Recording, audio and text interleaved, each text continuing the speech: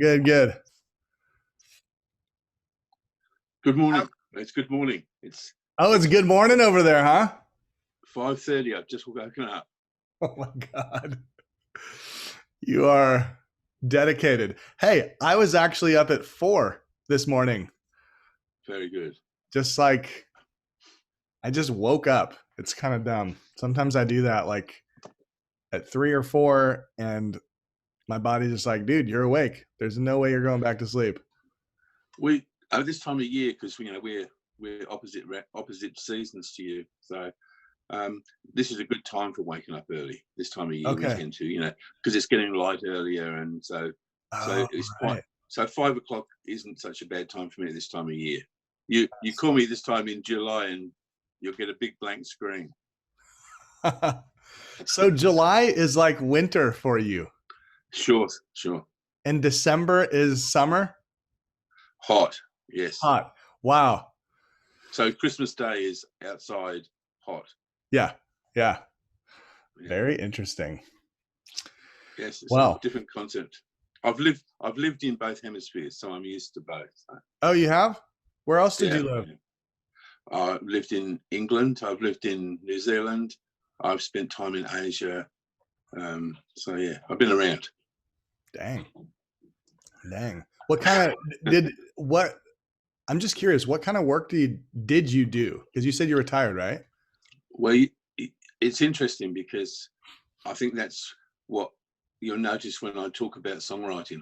I Uh-huh. guess in the old days I would have been called what they would have called a troubleshooter.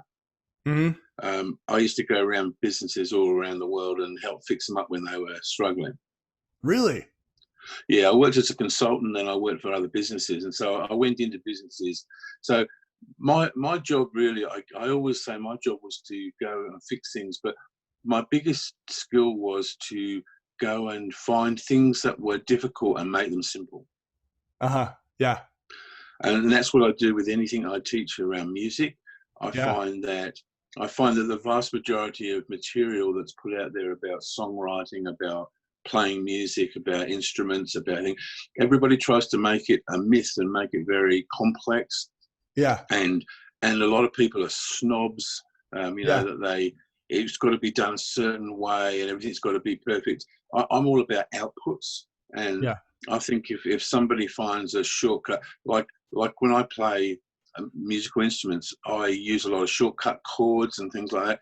If they Uh, sound good, they sound good, But I know lots yeah. of people who, poo-poo, look at me, we don't do. So I teach. I teach a lot of in my little town. I do quite a lot of teaching. I teach a lot of ukulele, would you believe? Really? Yeah, it's just a bit of fun for a lot of people that don't play a lot of other instruments, and they can learn to play that. But again, most of them, even with that, people want to teach them the perfect way. And I find that a lot of these people, particularly older ones, they have issues with arthritis or hand problems, and different. They don't have the same dexterity. So I teach them every shortcut and trick as long as they can Yeah. play and enjoy themselves. Well, yeah, that's interesting. It makes me think of kind of the mission of this group, or just the mission of a lot of like the songwriting communities and the music communities that inspire me are the ones that are like trying to bring music out of the clouds a little bit and Yes, out of this yeah, yeah, like yeah. star mentality, like the voice, um all these shows that continue to like push music into this like pinnacle where everyone's trying to get to this one point. That's like great for the music business, but that's not great for music. Mm, um mm. and I feel like what inspires me is like when people say, oh, here's like, this is a simple way to do something, and I'm just going to It's take the mystery out of this. I'm going to take the yeah, mystique. The mystique is what I feel like you can, like what you bottle and try to sell the masses so they'll turn you into a star. But if everyone can just tap in, I mean, the mystique is inside of every person. I think that's, sorry, I'm starting to like preach now, but I think that's that all right. that I know what people you're saying. have taken the mystique and they've placed it into certain people when really everyone has access to that mystique. I think I've always found in your life's lessons come across everything you do, and I think one of the things that I learned was that there's it's really interesting. I've always found that people that are brilliantly skilled at things never mind sharing. Mm. It's the next tier of people that won't share with you because they're afraid you're going to get better than them. Yeah. That's how I find Yeah. it. And that's why a lot of people build up this mystique around things and make it, because they're afraid that if everybody can do it, they lose their power, control, whatever it is that motivates them to do it. Whereas I'm exactly the opposite. I as you know, I teach songwriting. I teach at festivals and places like that. And although I do different levels, my biggest one is to teach people that have never written before at all. Yeah. And I call it Mythbusters. I love it. That's the title. It's called Mythbusters. I'll send you if you like. Sometimes I've got a. It's not perfect, but I have got a sort of draft of the course that I run, the 2-hour course. It's just 2 hours, and it's called Mythbusters. Yeah. And it's all about saying, the first myth is that you can't write a song. Yeah. And in that 2 hours, we actually, as well as go through a lot of concepts, we actually write a song and play it together. Yeah. That's awesome. But to write a song is so simple. It's so simple. I'm not talking about anything fantastic. I'm talking about writing some kind of music that and a few words that you can sing something. It's easy to do. And the thing that I teach people is that, and this is what the thing that I really push with people is, it's all about practice and structure. Mm-hmm. Creativity is a different issue, and you have to. The great people will have more creativity, but when I hear people say that they've got block, structure beats block. That's the issue. Yeah, I can sit down. If I'm feeling creative, I can write anything. It's fantastic, But on the days, although I don't ever say I've got block, because my block is 5 minutes as opposed to some people's 5 months. But sometimes I look at a screen and it's blank and I think, what do I do? I go straight back to my structure. At that moment, the minute that I feel that I'm struggling with my creativity, I go back to my structure and I let my structure go and go back, because I know that I'll go back simply and I'll look at a rhyming scheme. I'll look at writing a chorus first. I'll look at just doing 2 verses, a chorus, 2 verses, a chorus. I'll look at simple rhyming couplets. I'll take simple chord progression. I'll do one of the 1-4-5 or a 1-5-2, whatever. Yeah. A simple progression. It won't be the greatest song, but part of the way through that process, my creativity will often then come back in. Yeah. I let it come back later. But if it doesn't, at the end of it, I've still written a song and I've still practiced and I've still moved on a step. And the next song might be the next creative one. But I find that people that just create and don't have structure, they're the ones that get blocked, because they say, I can't write a song, I've got nothing. I say, well, just write a C, A minor, F, G chord progression, make it 2 sets of couplets. Can you do that? And they go, well, of course I can. Well, that's a song, guys. It's a song. Write that. And then perhaps do a slightly different melody, then you've written a song, Yeah. So, but without your structure to go back on, I think that's where people get lost. People. Well, I was just going to say, it's hold that thought. I think what you're talking about is so simple, but the hardest thing is, I feel like it's almost like a spiritual practice to be able to, or spiritual may not be the right word, a psychological practice to be able to catch yourself and like know your limitations. Like when I'll get writer's block, I'm going down this track and I can't admit to myself that I'm not inspired and that I need to go back to the structure. And so it's that like willingness to let go and go back to the structure, I think is a difficult thing for me. And I imagine is other people may not. They'll just breeze past all of the signposts that are saying like, "Hey, it's time to get back on the road." See, there's another piece in there, the puzzle, Yeah, and that is, do you know Nick Cave, the artist Nick yeah. Cave? What? How do I Yeah, know him? he, he's quite famous music. He's actually Yeah. Australian, but he's mainly in England. Yeah, Okay. but Okay. he I'm sure others have said it before, but he famously said, "Inspiration is for amateurs, professionals is perspiration." Yeah. Yeah. Right, and then he went on to say, he said, "Every morning I get up and every morning I get up, even I put on my jacket and my tie, and I Hmm. walk into my studio and I go to work." Yeah. And that's his point. His point was, we've got to be careful about this inspiration. People don't have inspiration all the time. He doesn't wake up in the morning with inspiration. He walks and sits down and he uses every skill and everything that he's learned over all of his songwriting to start to feed into it. And then he hopes that in amongst it, the bits of inspiration pour in. But every song isn't inspired. Sometimes it's only parts of songs that are inspired. But you're right. But I think the way you break that is by keep doing it. I think if you Yeah. write one song every month, it's very hard to know what your style is and how you write. But when you write at least one every day, like I do, then Hmm. I know what I can do and what I can't do and where I'm going. And I sometimes know it's not going to be the best in the world. But I tend to finish songs and then move on and go, well, it's finished. I can leave it as it is. I can always go back and have a look at it. But you're right. You do have to have the ability to have some reflection, and you've got to know yourself a Yeah. bit. Yeah. As you said, you've got to know.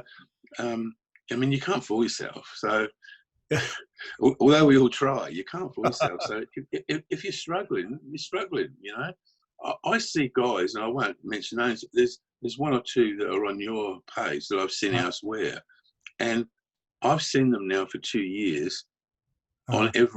every Facebook page, and you've got a couple of them.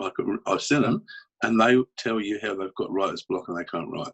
Yeah. And they've been doing that every time I've seen them for 2 years, and I almost feel like going and shaking them, because I'm thinking, guy, mate, if I could sit down with you for 10 minutes, if you really want to do this, I can knock your block out for you in 10 minutes.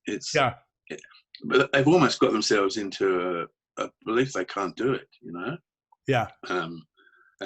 It's hard to, yeah, as I say, I see a couple that are on the page and I go, I've got a feeling you're going to be asking these same questions in 2 years, you know, because they just can't find their way out of it, you know. And I don't know what the answer is for them. Maybe that's just, I mean, sometimes you've got to know whether you can actually do something or not, you know. I mean, you can train as hard as you can, but you have to have some ability. Yeah, as much as I say that writing a little song is easy, to go Yeah. further, you've got to have something that drives you to keep going further, you know. Mhm. And ability helps, but you know, and hard work helps. But it's funny, is with songwriting, I wonder sometimes, particularly with the lyrics, whether it's a bit like we all speak a common language. Well, almost a common language. Mhm. We speak a roughly common language. People seem to think that we have some innate ability to write words, you know, and it's just not true, you know. Some people, when I was quite young, my brother played the piano, and Uh-huh. I used to stand by the piano, and he had another friend who was a very, very good pianist. And I was probably 8 years old, and they'd be messing around, and I'd just write songs. I'd rhyme words for them, and they'd go, "How do you do that?" And I go, "I don't know. I just did it. I could do it. I could rhyme anything, anytime." From when I was quite a boy, I stopped doing it for many years because life happens like that, you know, when you're Yeah. traveling and work and stuff. But like there's certain bits I could always do, but I've had to work very hard to be able to write songs like I write them. It's not been easy, but people often won't put in the effort that's required. You know, I hate preaching to people and saying, you know, you're never going to be a great pianist if you don't practice. You're never going to be a great guitarist if you don't practice. If you just want to be a hack, that's okay, but don't Yeah. expect to get a lot better. And yet with songwriting, people don't want to write 50 songs to get better, you know. Yeah. I mean, I've written over 1,000 songs in the last few, Yeah. you know, through like, probably in the last 5 years, I've written 1,000 songs, you know, and so that's a lot of songs. Yeah. Well, the most encouraging thing about that though is that you can work at it and get better. Absolutely, And it's not absolutely. just this like magical thing. I mean, yeah, No, there's maybe some little magical in there, but there's a ton of work. And I wish that I had, just with my own piano playing, I I kind of rode, I was like talent traumatized because everyone just kind of told me I was talented all my life. Um, we didn't have a TV. All I had was a piano. Like I could get out of mm, doing the dishes by playing the piano. Like anything I wanted, I could get out of yeah, by playing the piano. So that's how I got good at playing the piano. Is I was playing it all the time. And then like, but I didn't really practice a whole lot. And then like I moved to the city and I saw that like, holy crap, there's like real piano players out there who have been like, yes, who yeah, have practiced, you know. yeah. And it really discouraged me for a long time. And it's just in the last, you know, 5 or 6 years that I realized that I can still practice. I can still Mm. pick it up where I left off. But it just takes work. It's the same with, you know, music theory and all those things. You don't have to be great at any. You don't have to be a great musician. You don't have to be a great pianist or guitarist or. But it's like having a tool belt. You know, Yeah. the more tools you got, the more opportunities you got to fill in the gaps. You know, Yeah. when I first write, I wasn't as good on music theory as I would have liked to be. I learned a lot when I was young, and but I'd forgotten a lot. But now I know a lot more. It saves me time. I wouldn't say it makes me any particularly better, but it means I can put things together a lot quicker. I Yeah. sort of I know where everything is when I want to write a song. I'm much more. I find writing music for words much easier because I can look at it thinking, what sort of song's this, and what sort of structure might fit it, and all. So it's all that experience just brings it good. It doesn't. It just makes it quicker. I've Yeah. got more knowledge to help, and it just saves time. But you know, honestly, I mean, one thing. Look, I'm not, as you probably gathered, I'm not a shrinking violet. I don't get upset when people tell me that. You know, I work out in the world that every time I write a song, 99% of the world won't hear it. Of the 1% left, some will like it and some will hate it. And whatever song I write, that will never change. There'll always be those three groups. It's just the percentages that change. Yeah. So, you know, so what? So I'm very self-contained. I don't get upset about people not liking what I do or whatever. I've got past that now. But a lot of songwriters do really badly, and that's, you know, and that's a problem too. But I think it's a real issue that people obsess about getting things perfect, you know. But the reality is, if I analysed all my songs that have done well in any reasonable accepted forum, most of them are the simplest songs that I've written. Yeah. You know, I I'm always a bit reticent to say this because I feel sometimes it makes me, it's almost like I'm downgraded the kind of things you and I are doing. But, you know, realistically, I do. The only thing that worries me sometimes is, particularly with lyrics, is that a lot of people write lyrics for other songwriters and not for the public. Uh-huh. And I don't say that very openly because a lot of people get a bit. Do you know what I mean? I love it when I suddenly have this idea of a very clever lyric. You know, I Mhm. wrote one the other day about. I wrote this story about it's called I Had a Dream, and I wrote it, and it's got all famous people in it, and you know, and it's all clever plays on world, like Rodin turned up stoned, and you know, I Uh-huh. imagined I saw John Lennon, and it's really clever, and you'd probably look at it and love it. But Uh-huh. if I recorded it and put it on my site, no one would listen to it, and you know, but that's the trouble, and I do find that a lot of people get in, and I try and draw this fine line because I don't want to discourage people from writing whatever they want to write, but I'm also very cognizant of a lot of songwriters are fragile, and if everybody tells them they're good and then they go to market and get slammed on the head, I'm not sure if that's a cool thing, you know? Yeah. You know, if your mate came to you and he said, I'm going to go out in front of 1,000 people tomorrow and play this song, you wouldn't say that's great if it wasn't, would you? You know? Yeah. That's the trouble. And it's knowing that fine line of where you encourage people, but you don't set them up. Now, a lot of people that you and I talk to aren't ever going to be very professional, you know, all the time. And so that's okay. But, you know, I do sometimes worry that we have to be careful that we don't set people up to fall too. And that it's a tricky line. I don't have a perfect answer to that. But you know what I mean?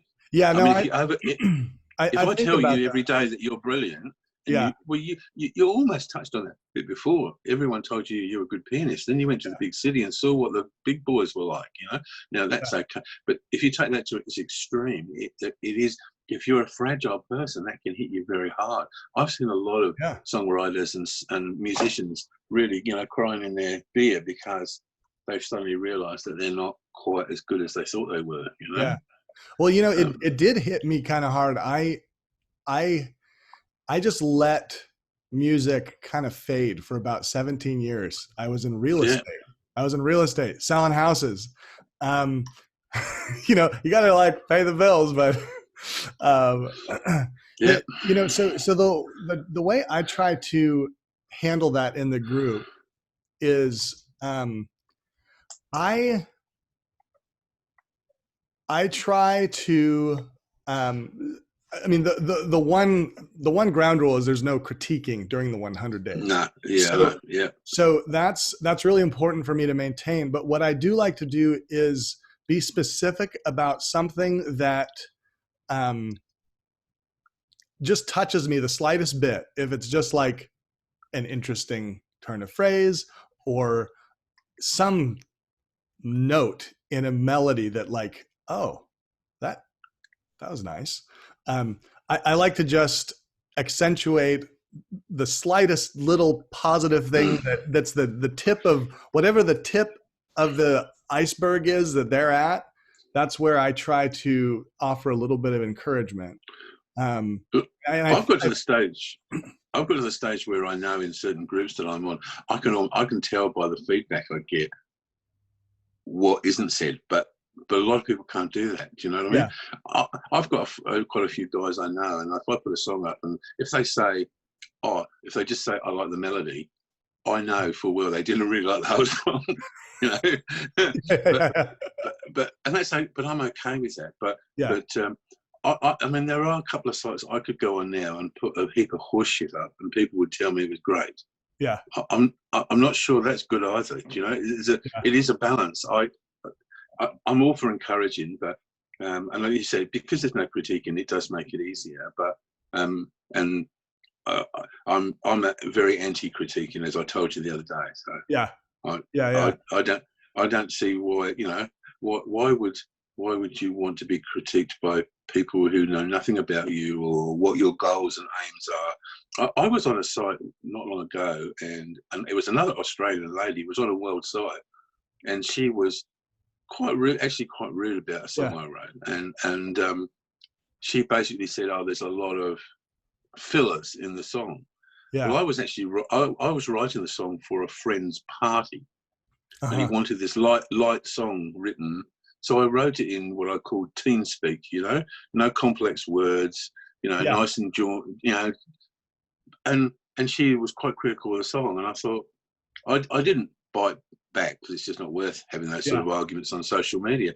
But I thought that's a classic example why you shouldn't critique people, because you've got no idea what they're trying to achieve. Yeah. You know, I can write an extremely complex piece, and my English is is good, and I can write very complex pieces of words and structures. But that wasn't what I was trying to achieve. So how can you critique me if you don't know that? If I said to you, Roger, I've written this for a bunch of 18-year-olds, I've tried to make it in this key, and I want to, you can tell me whether that works or not, you think, in your opinion. But if you don't know why I'm doing it, how can you tell me what it's good or bad, you know? Oh, yeah. Yeah.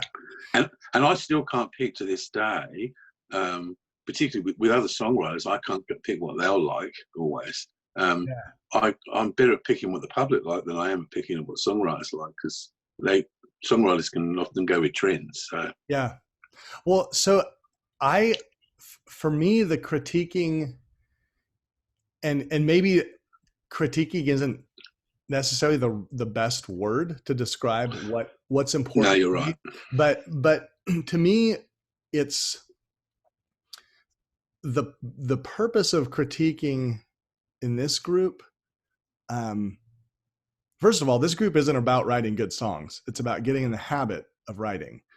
But the critiquing part, I think the power of it is actually being vulnerable and opening yourself up in a trusting environment. Like that's why we do it in a structured, like a Zoom meetup where we're all face to face. You can't critique kind of from behind this anonymous veil, but you have an opportunity to like be vulnerable, like be kind of real with people and have them be real with you, and then walk away and like feel somehow a little bit loved. Like, even though my thing isn't perfect and maybe not everyone loves it, we're still part of this community.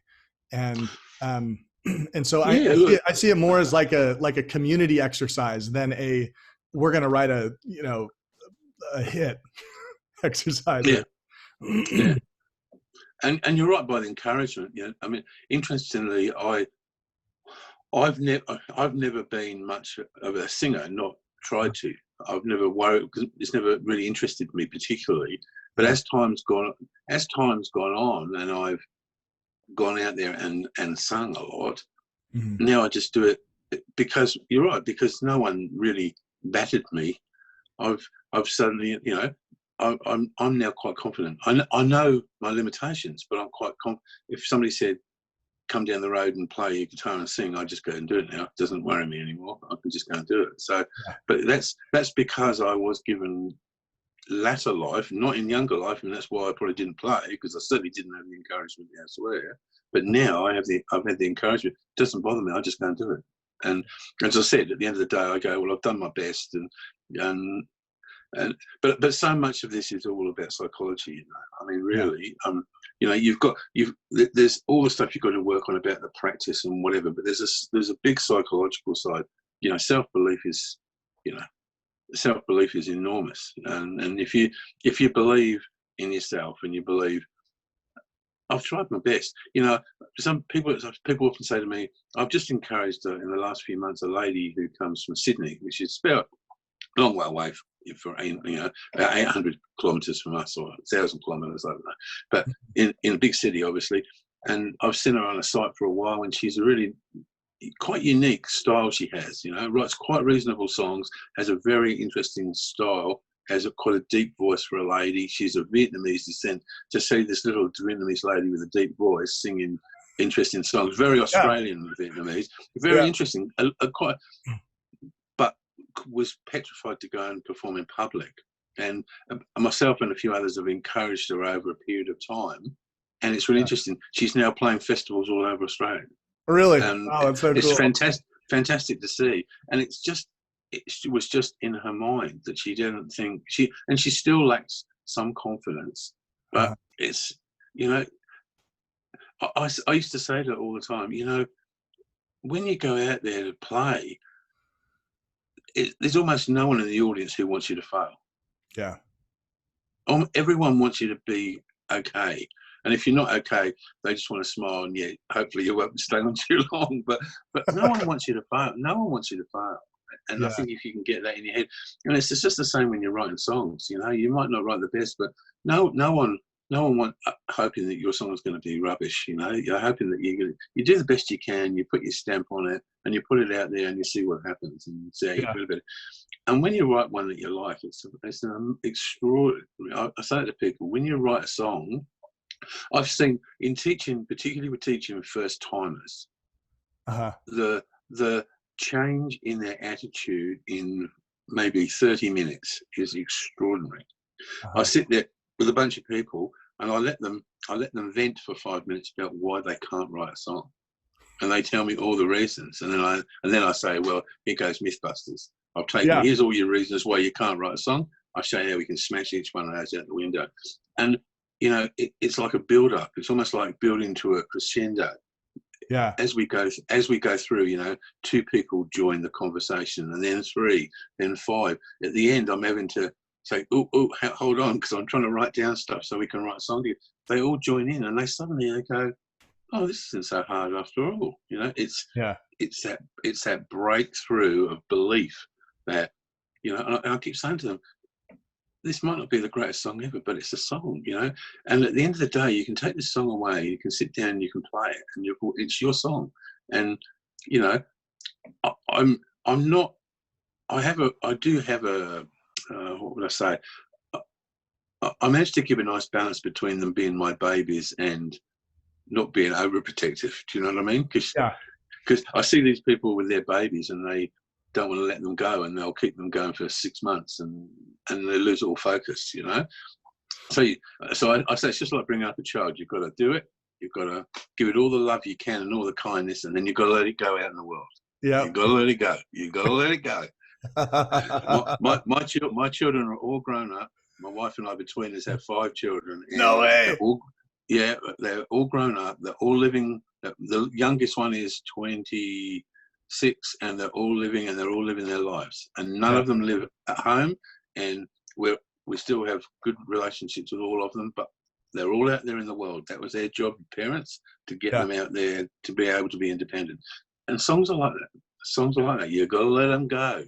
I see these people saying, I don't know if I finished this song yet. And I go, well, you know, I guess if you don't think you finished it, you haven't. But, you know, the trouble is you've got to be careful. This song isn't impinging on your ability to write the next one. Yeah. You know? And that's why I encourage people to practice speed writing. That's why I do so much speed writing. That comes around to that. I know you're interested in the speed writing. That's why I do it, because there's lots of issues around speed writing. That it helps your ability to write songs incredibly. Speed writing. You almost find a zone. Mm-hmm. You almost find a zone because you haven't got time to do what you do. You know, I mean, depending on what I'm writing, I don't very often have an inspiration, 100% inspiration for a song. I might have 15% inspiration for a song, you know, and I have this great idea. But then I might think, oh, I don't know enough about that. I might Google what happens in the harvest time, you know, and find out a bit more information. Or I might go to a rhyming place to look at some really cool rhymes, or I might go and look at proverbs. But when you're speed writing, it's a completely different dimension. You ain't got time. You've got to almost got to let your subconscious and your knowledge throw it down on paper. And sometimes it works extraordinarily.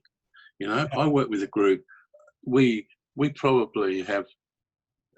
We're actually in hiatus at the moment, but up to now, we were doing at least 2 or 3 a week. We would do within an hour, and the quality. If you could hear a quality of there's probably about 15 of us. If you heard the quality of the demos that came out of those and some of the concepts and words, it's extraordinary. Yeah, I've known people write for months to get that, you know. Yeah, and it does bring a different dimension. There's no reason you can't go back and play around with things later and do things with them, but if you really want to, but it taps into a different thing. It's a different thing, you know.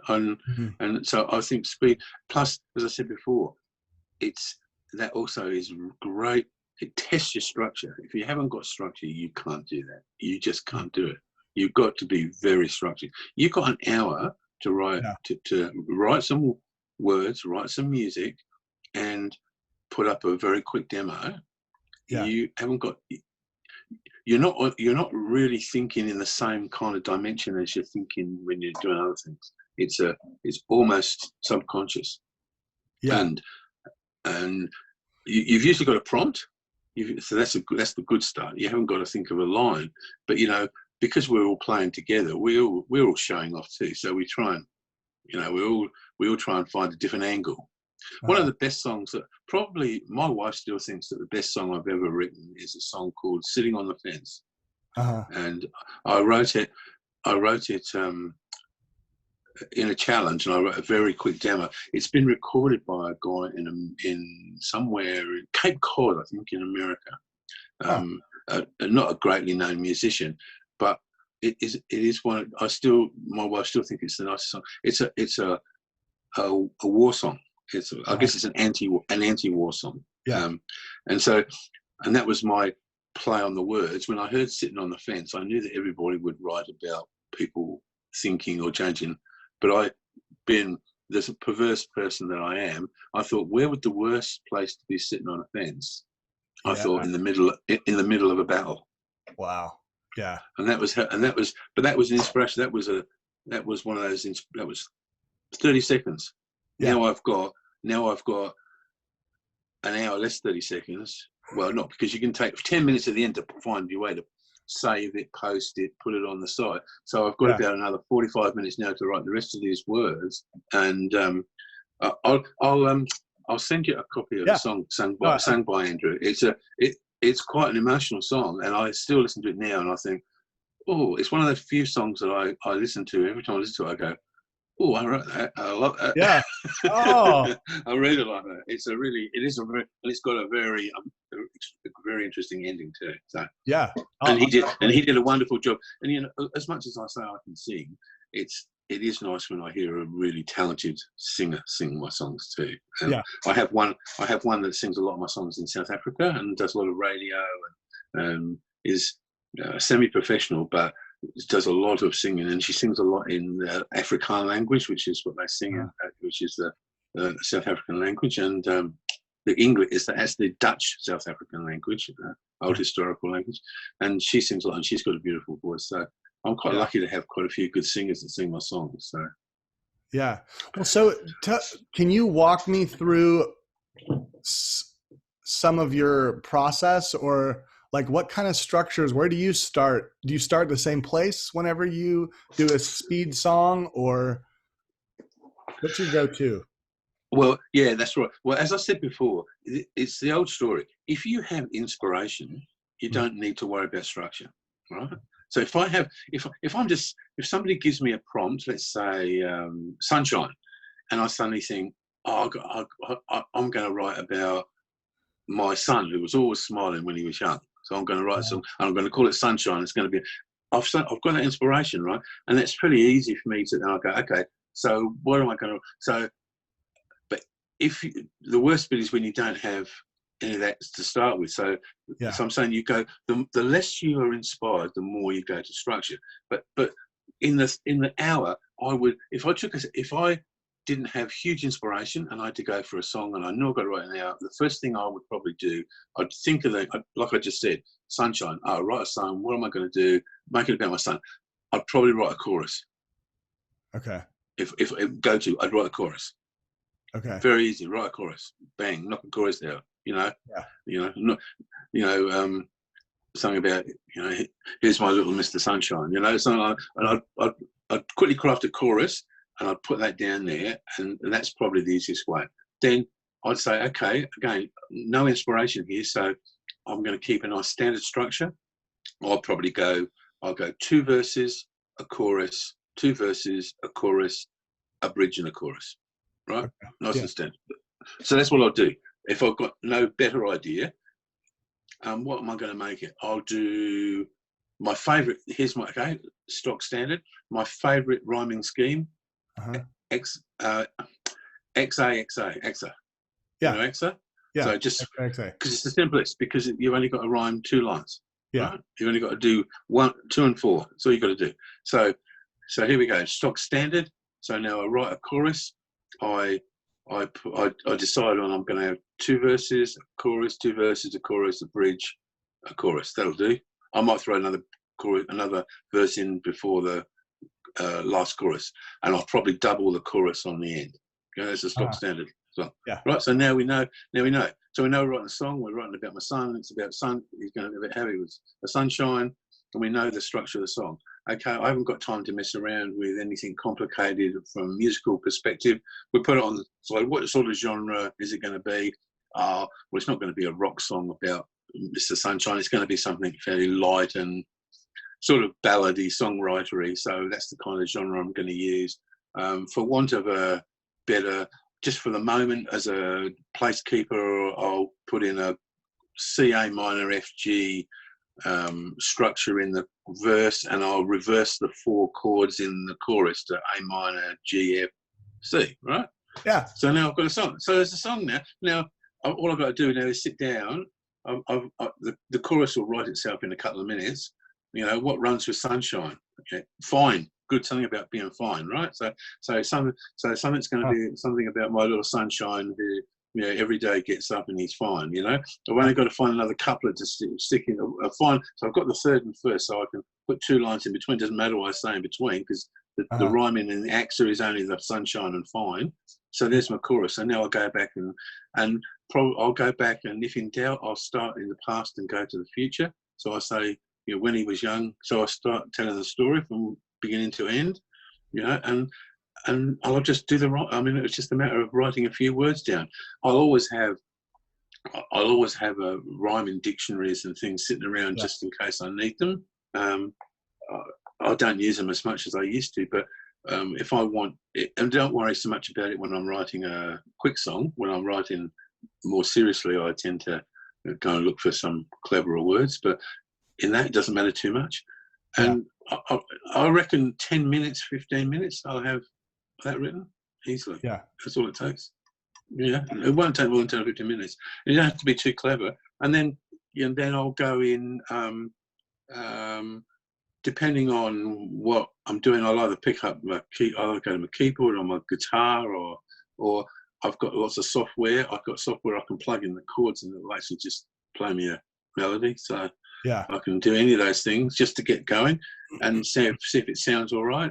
And whatever, to say that 10 minutes, I reckon I can write 10, 15 minutes. If I can't write a lyric in 10, 15 minutes, I'd never be able to write it, it's man, I don't mean so I do fast. I don't do that all the time because I don't need to.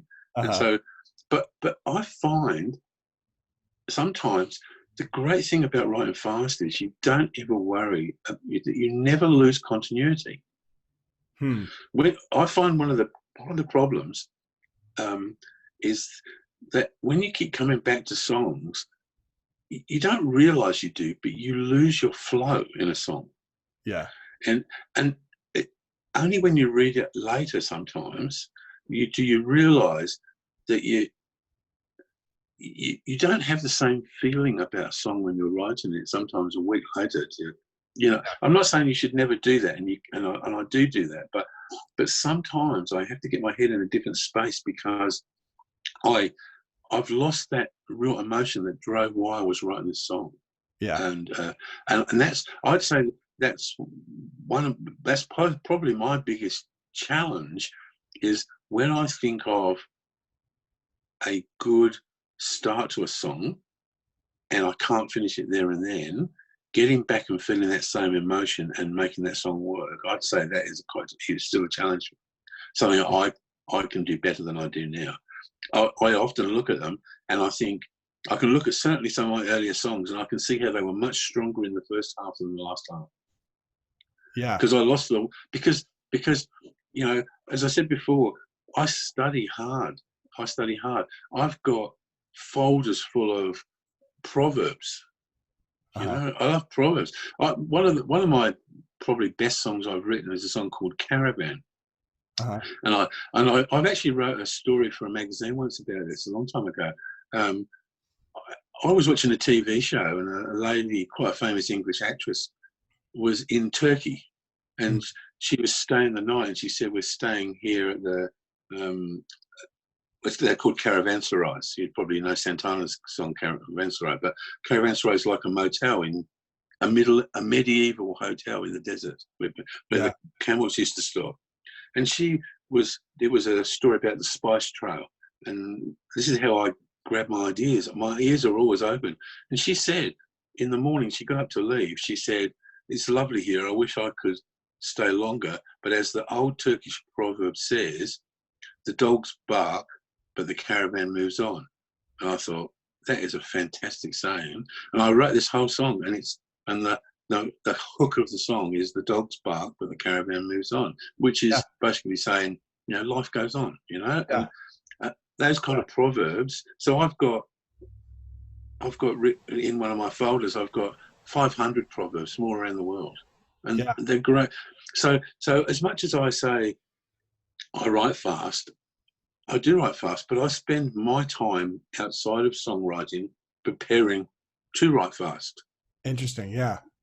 Do you see what I mean? So I don't just write. I mean, yes, I do have an ability to write rhymes and things and do things quick, but don't misunderstand that I have spent a lot of time outside of the writing the songs to prepare to be able to do things fast. So yes, if you said to me, I can go to a folder now and find you hundreds. The thing that I've just been doing the other day was I've been getting every kind of information on metaphors and similes. Mm-hmm. I've now got a folder of 500 metaphors and similes. Now they're going to be used somewhere. Yeah. So so that's the hard work side of it. That helps you to prepare to do the fast stuff. But the fast stuff is a beast of its own. I think it brings out things in people they have no idea they've got, because you don't think on the same level. It's a totally different process. As you said, you haven't got time. You don't have time to do. Well, there's none of that. You haven't got time for any of this self-doubt or what work. You just go for it. So you're basically letting your stream of consciousness go for it. You're just going for it. You're just going for it. And yeah, you've got your structure. If you've got your structure, you're just filling in your structure with your stream of consciousness. Now, if you haven't got your structure, you can't fill it in. You've got your structure, and you'll be surprised. You've got to try it, because you're going to be surprised. You're going to write stuff, and you're going to go, "Oh, where did that come from? Where did that come from?" You don't have that same. You don't appear to have that same depth of thought. People talk about being in the zone. It's like that. It's in the zone. You get in there and you let it flow. And sometimes I go, where the hell did that come from? I have no idea. It just goes. And no, the best songs that I've written are the ones that have just flowed out in like 30 minutes. And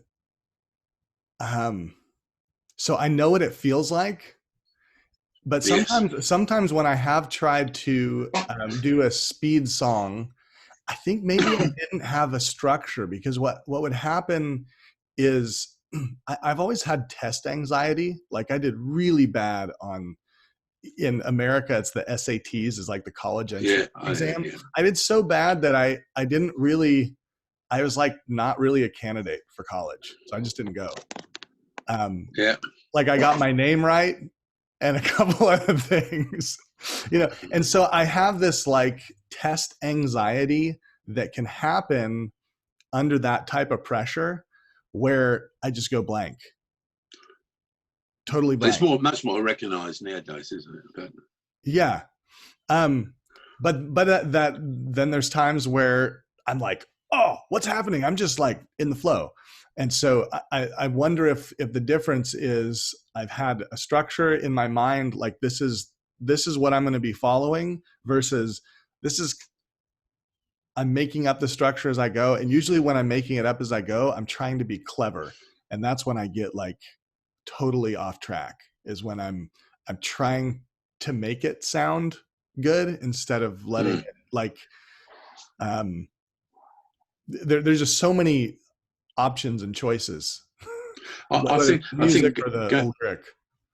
Going back to what you said, I think your questioning was right. You have to have almost like a boring default structure. Yeah. And then almost it's like you've got like 10 the structure from boring default to slightly better to getting better to and basically it's the old story. In business people call it about chunking up. When you can't get an answer, you go back. You keep going back to a point where you can all agree, or you can all. I think songwriting is that. That's how I write. Yeah. If I've got that, if I'm at this end and I can just free flow and go, that's fantastic. But as soon as I struggle, I move back to a bit of structure. And if I Yeah. can't find it there, I keep going back until I get Yeah. back to a boring 2 verses 1, you know. Yeah. But I know if all else fails, I can write a 2 verse 1 chorus, 2 verse 1 chorus bridge, 4 chord Yeah. song, because that's easy. I can do that. So even when I'm struggling my most, I know I can do this. I can do Yeah. this. Nothing can stop me doing it, because if the worst thing that happens, it's going to be a pretty naff pop song in the key Yeah. of C with Yeah. 4 chords, and it's going to have 2 verses, a chorus. So I never doubt that I can do it. I never Yeah. get to the point where I ever doubt, because I've got, the worst is going to be that. That's the worst that's going to happen. If I can get more in it, and Yeah. if I can write that whole song first in that structure, and I manage to do it really quick, I might have time to then play around and get a better melody, or I might go, oh, I think I'll change the bridge into something completely different now. And so, Yeah. but you've broken the back. You haven't got that moment where you're sitting there thinking, fuck, what am I going to do? You know, you never have it. You never have Yeah. it, because you know, at the very least, you've got your fallback points all the way back, you know? So Yeah. that's how I find it. One thing I did want to say on a slightly different topic is, Uh-huh. it's really interesting. It's something I don't hear people talk about much. Uh-huh. Everybody talks about song improvement, but I've noticed, and I read a lot of lyrics every day, everywhere. Uh-huh. A lot of people don't do the basics afterwards. Now, Uh-huh. you know, they don't do what I call the tense and continuity check to Yeah. their lyrics. I've Yeah. written a small article. It's about a 3-paragraph article on doing this. You Yeah. know, a lot of people don't do it. What I'm saying to people, I find one of the biggest faults I find with songwriters, particularly, is they write a chorus, and the chorus is relevant to the first verse, but it's not relevant by the end of the song. Do Yeah. you know what I mean? Yep. So the chorus story might be about someone being in a happy relationship, and the chorus will say, you know, it was so happy, it was so happy. Well, the last verse, they've broken up. Well, you Right. don't want to sing the chorus that says, I'm so happy, I'm so happy. So many people still do that. And a lot of people miss the continuity, and they also miss the tenses, you know, the his, her, and they miss the his, her, them. So I always do a 5-minute check on the end about those sort of things. And I think no one seems to talk about that. But it's really funny when you hear a song and they get it wrong. It's like, we used to say, like scratching your nails on a blackboard.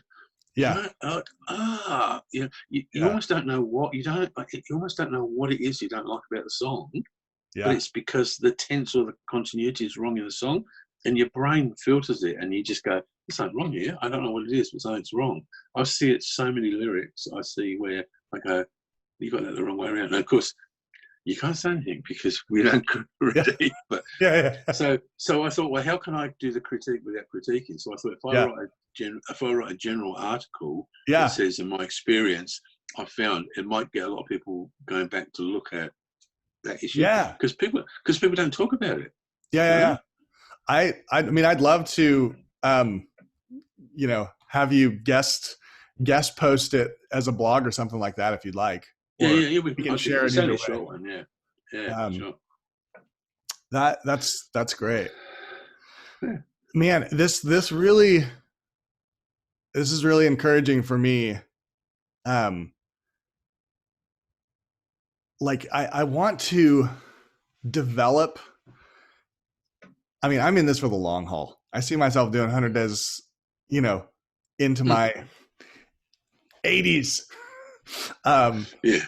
But like, I think it would be cool to have I'm just spitballing here, but having like a chunking process that underlies the whole stream of 100 days, or the group, or what that people can always just come back to and have like chunking down. They just get like simpler and simpler, like you're talking. I mean, that's makes so much sense to me.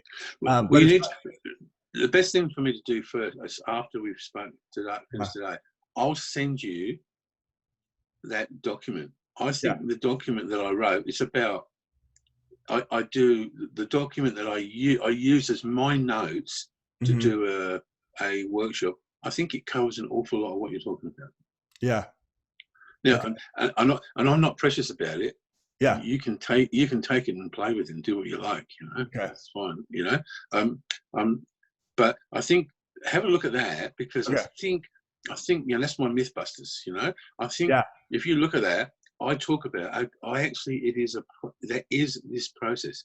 So I start off with people that know nothing about writing, and then I talk about how do you get started.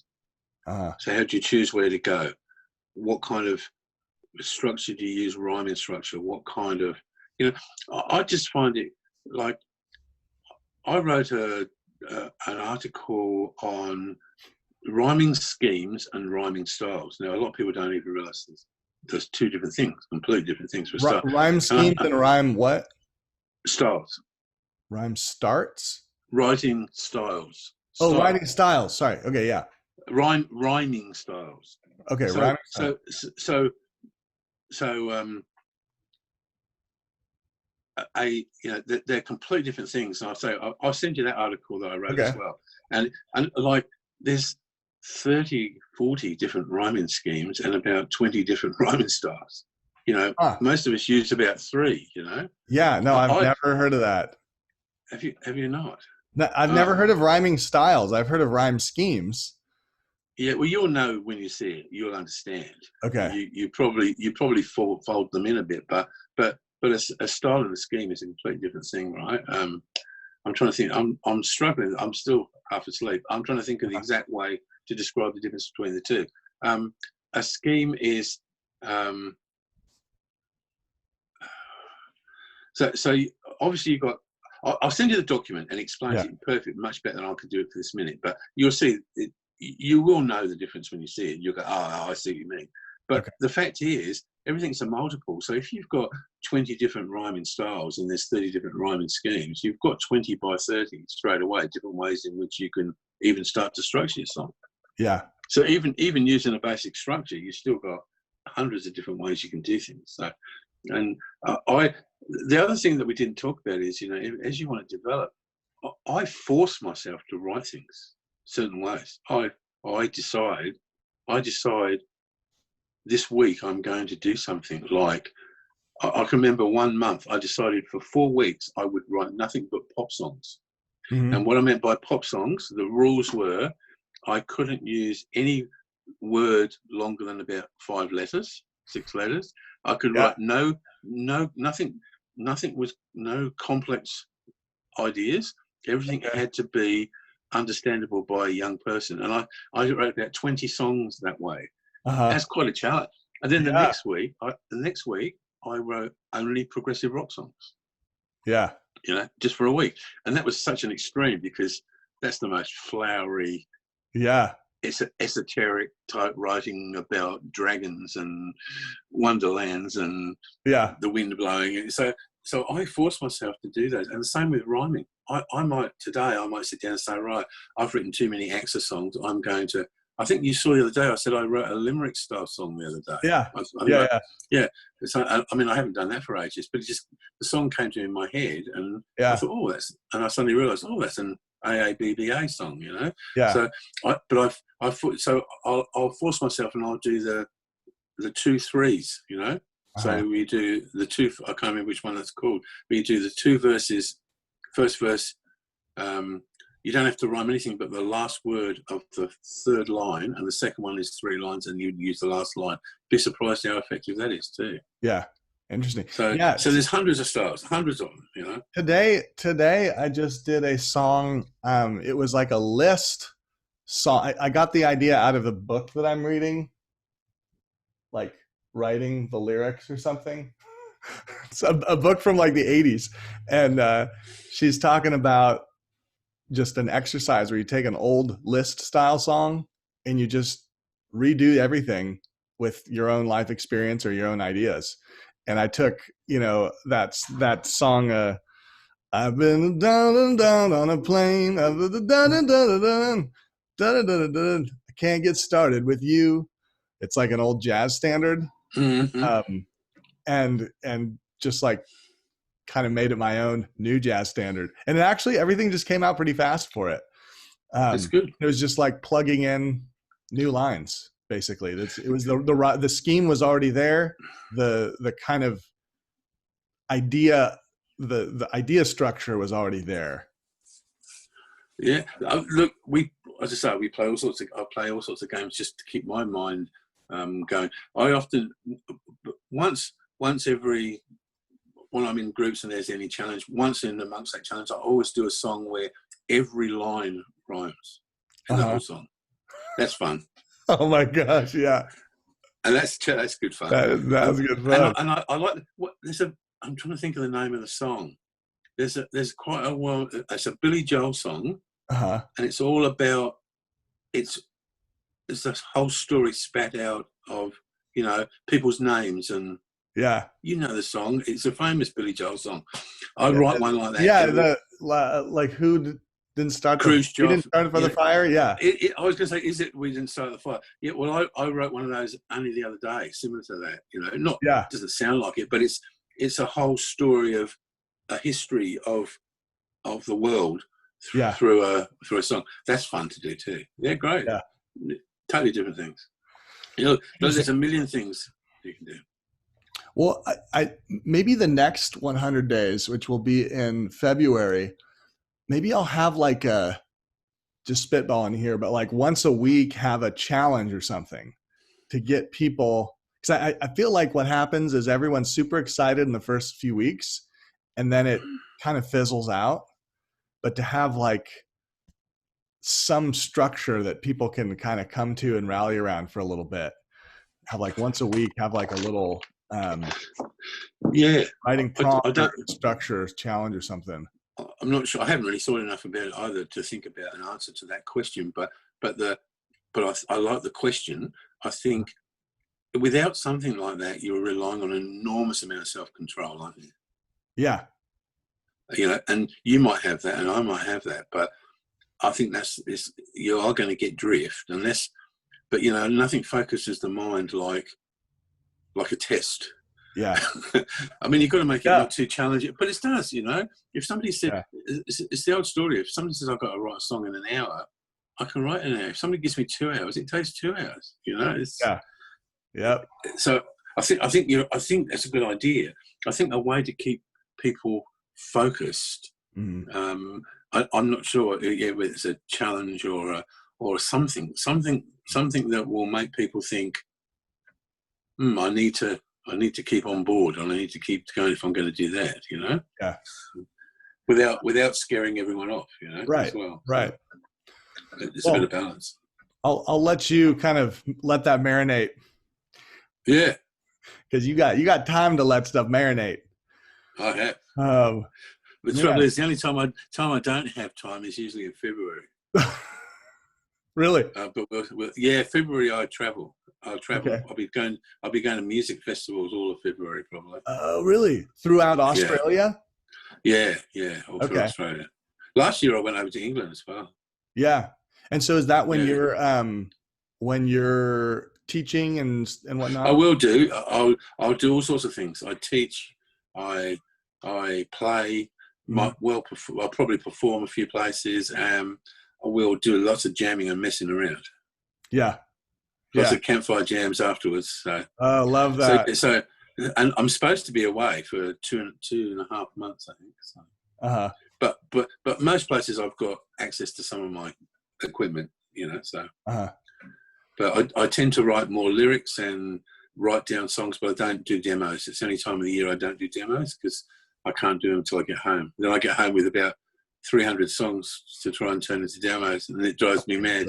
So don't talk to me in about July because I've got about 300 songs look at me, and that's where my slightly anal bit comes in. I think I've got to do these. I've got to do them. Yeah. Oh man, that's fun. Right. Well, I'm going to go and have some breakfast in a minute. Anything else we need to talk about this morning? No, I don't think so. Thank you so much for just sharing a little bit of your experience in chunking. I think that's such a brilliant term to add into the mix here, because